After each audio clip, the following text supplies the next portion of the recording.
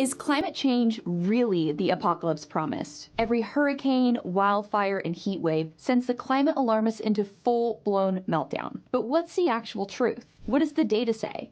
The data, not the headlines, about so-called climate change. We'll start with 3 of the most popular claims about climate change and dive into what the research reveals. Spoiler alert, it's not what the climate cult wants you to believe.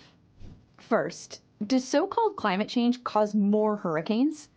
The moment a natural disaster hits, climate activists can't wait to blame it on climate change. But let's look at the facts.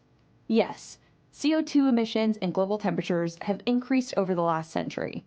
But the data shows no significant long-term rise in the frequency or intensity of hurricanes. That's right, despite all the fear-mongering, the storms themselves haven't gotten worse. What has increased is hurricane damage, but not because hurricanes are stronger. More damage happens because more people are building homes and businesses and infrastructure along the coastline. If you put more stuff near the beach, more stuff will get damaged when a storm comes through. And the kicker? Variations in hurricane frequency and intensity are tied to natural cycles, not your gas stove. Next, let's tackle the claim that climate change is increasing ozone levels, which is causing asthma.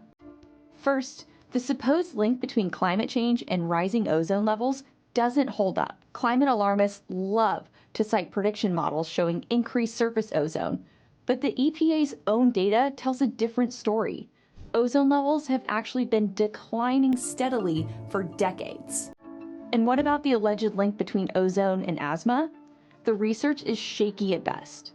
Many studies claiming a connection between the two are riddled with biases, hidden measurement errors, and questionable clinical significance issues. Even the EPA's claim that rising ozone, which we know isn't happening, could lead to more asthma, falls apart when you actually look at the evidence.